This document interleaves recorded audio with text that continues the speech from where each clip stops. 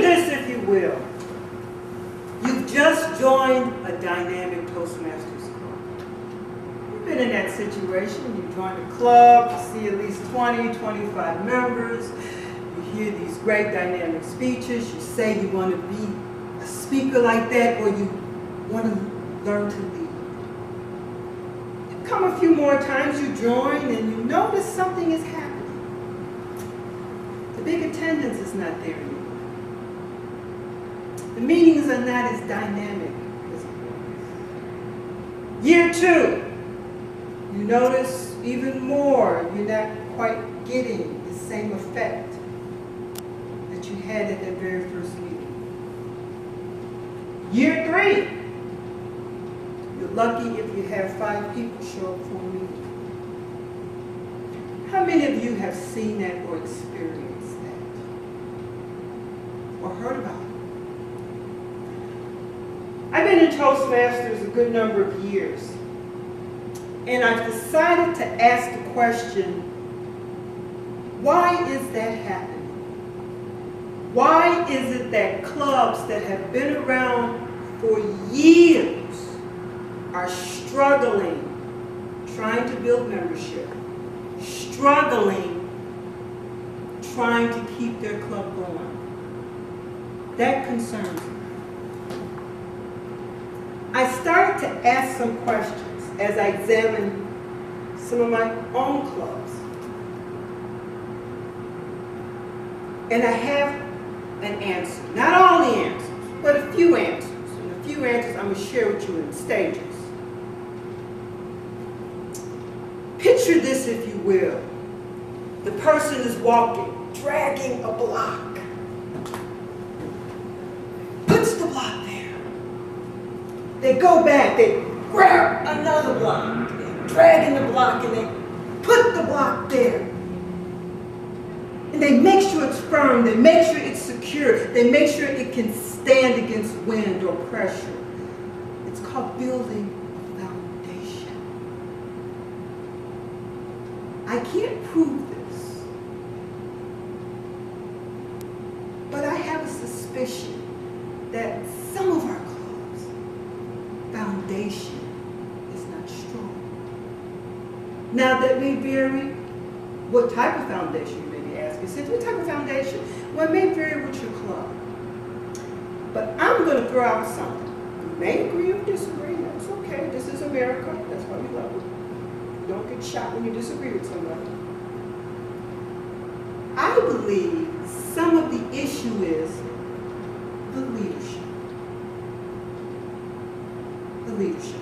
Now, I do expect leadership to struggle if it's an entirely new club in the Toastmasters family. They have a learning curve. But I do get concerned when clubs that have been around for years and the leadership is not quite there. Something is wrong when you don't see the president. Something is wrong when the club doesn't know who the officers are. Something is wrong when an agenda goes out and you have a roster of 21 people and nobody's showing up. Now, the officers of that club, I feel, have a responsibility. They have a responsibility to ask this question: why is it that this club is not growing? Why is it that this club is not flourishing? And this is where self-examination comes in. Now, Toastmasters doesn't have all the answers, but there's one particular manual that I think is crucial, that I would encourage every officer to look at. And I know what you're saying out there, Cynthia, we know what you mean. Our book that talks about our role. No, that's not the book.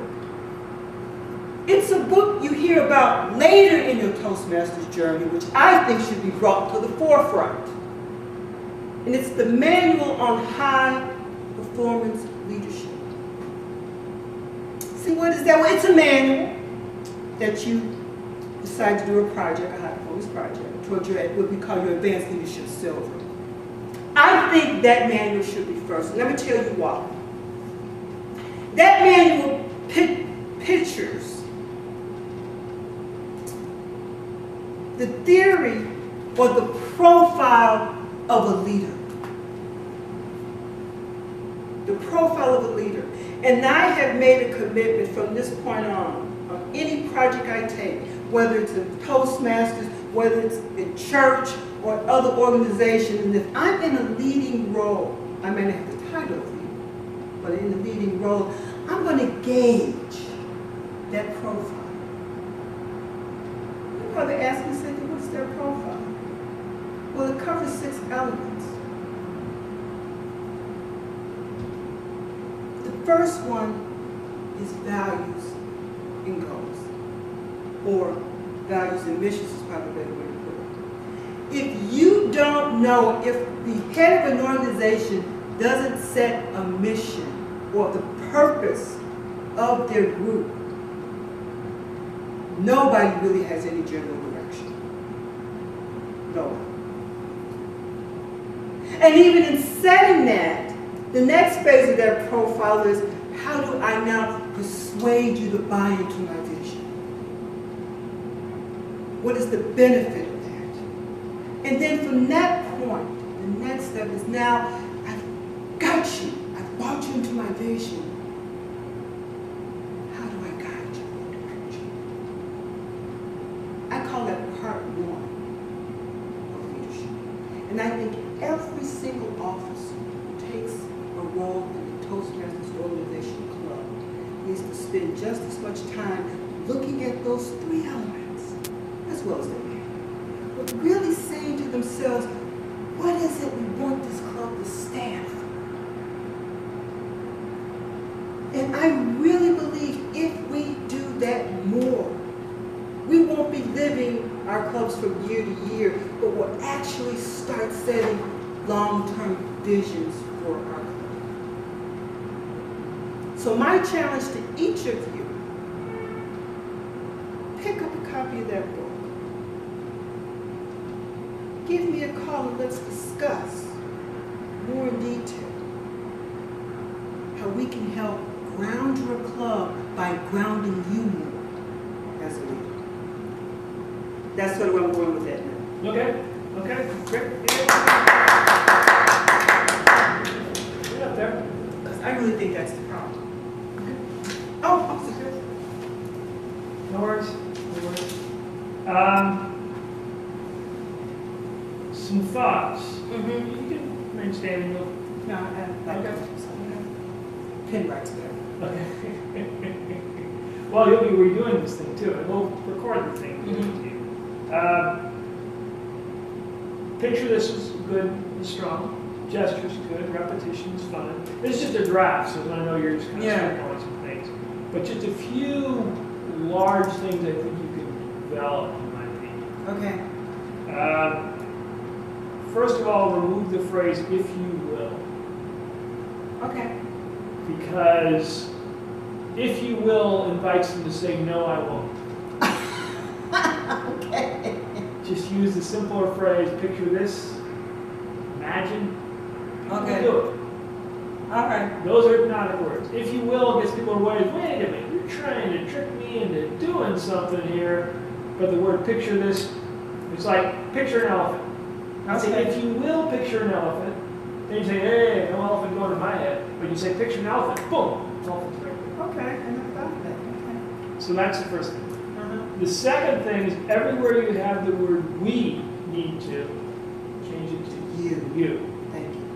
And instead of saying you need something about, if, put it also as an invitation. If you want to become a better leader, you need to do these, you need to do this. Okay.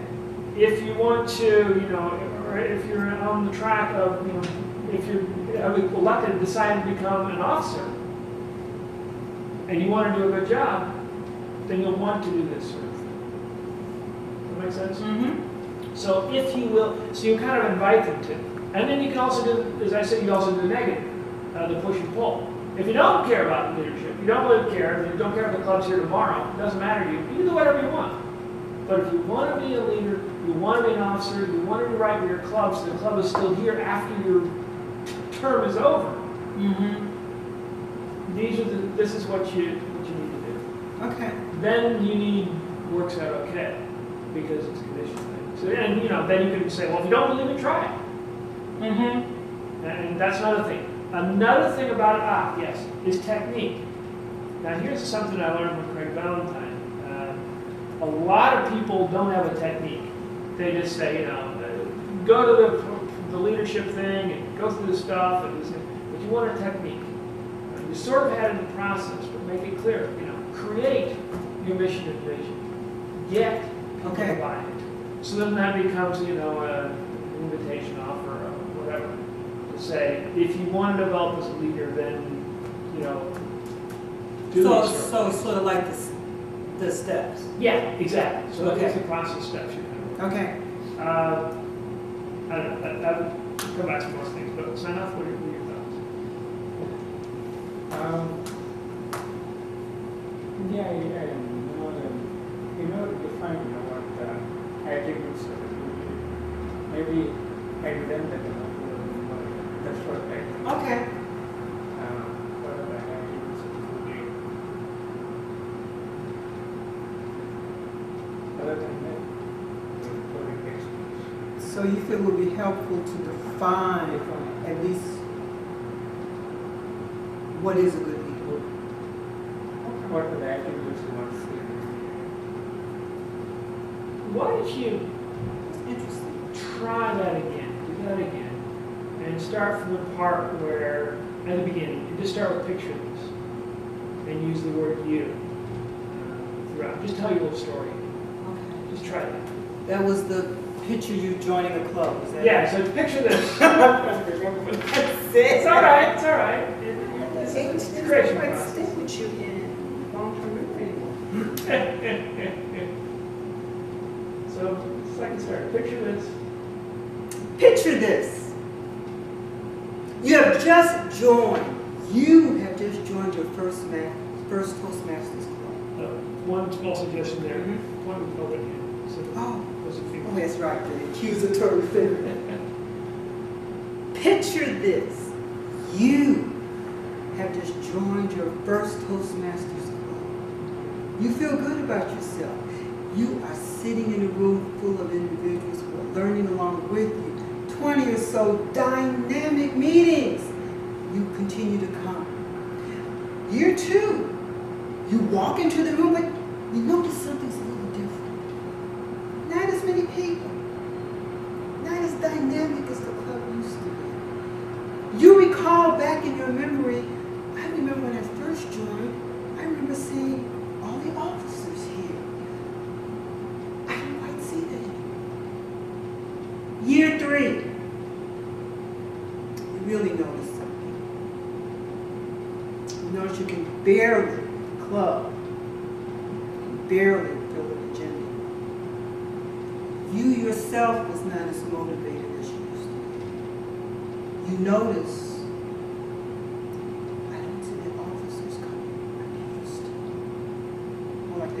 Yeah, definitely. That's Okay. great. Okay. And then after you tell that story,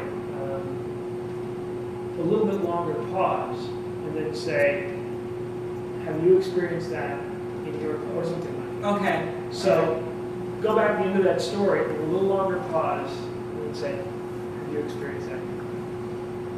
And then you notice yourself that you don't even see the officers. Have you been in that experience? A little longer pause. A little longer? Yeah. Have you experienced that? But do that just that last part again, and you.